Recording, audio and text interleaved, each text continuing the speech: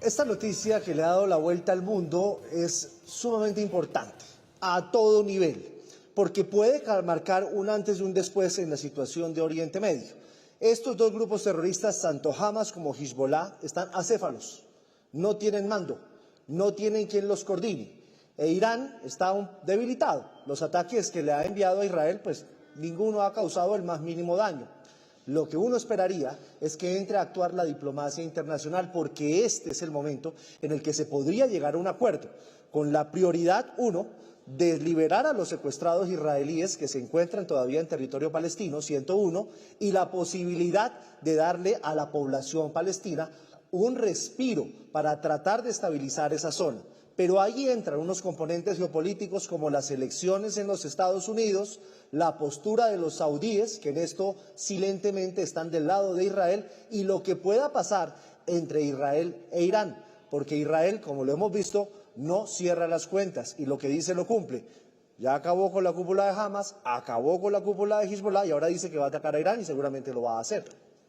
Es cierto, Giovanni, esto tiene un componente geopolítico impresionante y demuestra también ese poderío de inteligencia y poderío militar que tiene Israel, que 2 meses y unos cuantos días después pues ya haya abatido a 2 cabezas de estas agrupaciones terroristas de Hamas, de Hezbollah, pues es un hecho que habla por sí solo. Ahora, escuchábamos a los expertos hablar de los retos y lo que puede venir ahora, y uno de los retos es cómo se traduce estos logros militares que ha tenido Israel en que los rehenes regresen a sus casas, que es, digamos, uno de los objetivos más importantes también que tienen en medio de toda esta lucha. El hecho de que Israel haya podido finalmente, un año después, un poco más de un año después del atentado del 7 de octubre, donde hay que recordar cayeron 1.200 personas en Israel, y fue craneado justamente por Yahya Sinwar, y además de eso fueron capturados o fueron secuestrados directamente 200 personas, de las cuales quedan más o menos 102 en este momento como rehenes. Ese hecho, el que finalmente un año después se haya cerrado ese círculo, tiene 2 dimensiones para leerlo, a mi juicio.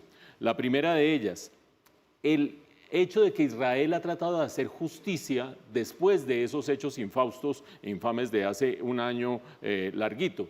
Y efectivamente, como lo decía el portavoz del ejército israelí, casi que cierra el círculo. ¿Por qué? Porque empezó a buscar y finalmente llegó al responsable de esos hechos. No de manera limpia. Recordemos que a estas alturas hay más de 40.000 muertos en la Franja de Gaza.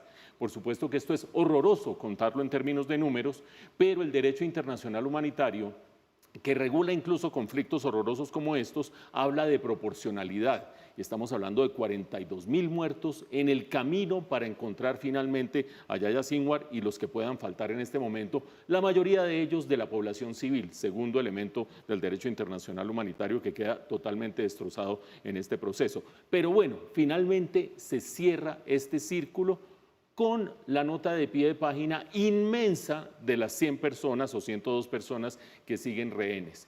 Israel, por supuesto, después de dar de baja a Yahya Sinwar, no va a descansar hasta que queden liberados los rehenes. Y vienen 2 preguntas. La primera, dentro de este ámbito de la búsqueda de justicia por parte de Israel, y es este debilitamiento de Hamas va a propiciar el que finalmente liberen a los rehenes. Uno pensaría que sí, en la medida en que el aparato militar se ha ido debilitando, y aunque existe esa tendencia a la reproducción, lo veíamos que decían algunas de las personas que analizaban esta situación desde la perspectiva de Hamas y desde la perspectiva palestina, cae uno y sale otro, cae uno y sale otro, como sucede en todas partes del mundo con esta clase de grupos terroristas. Es probable que en la transición, mientras aparece un nuevo liderazgo, se pueda facilitar la liberación de estos rehenes. Y si eso se da, queda la pregunta de si esto resuelve la guerra. Eso es mucho más complicado. Israel está librando batallas y guerras en 4 frentes. Por una parte, lo está haciendo en la Franja de Gaza contra Hamas, a lo que le hemos dedicado esta primera parte del comentario. Por otra parte, contra Hezbollah en el Líbano, que no obstante haber defenestrado prácticamente a Hezbollah, ustedes vieron también en la nota que nos presentaba Ana María, que ya está preparando Hezbollah nuevos misiles teledirigidos contra Israel. Fuera de eso, contra los hutíes en Yemen, y fuera de eso, lo que se viene con Irán. Es posible que Irán esté debilitado. Es posible que Irán no tenga capacidad de respuesta, no lo sabemos exactamente, pero Israel de la mano de Estados Unidos preparan la venganza contra Irán. Este hecho que hoy se está registrando en todo el mundo, la caída de Sinwar, no creo que fácilmente desactive 4 conflictos de semejante tamaño. Ojalá yo me equivoque y ojalá, como decía Giovanni al comienzo, este sea el punto de quiebre para empezar a encontrar procesos de paz y procesos de cese al fuego distintos. Me parece complicado por la dimensión que ha adquirido este conflicto.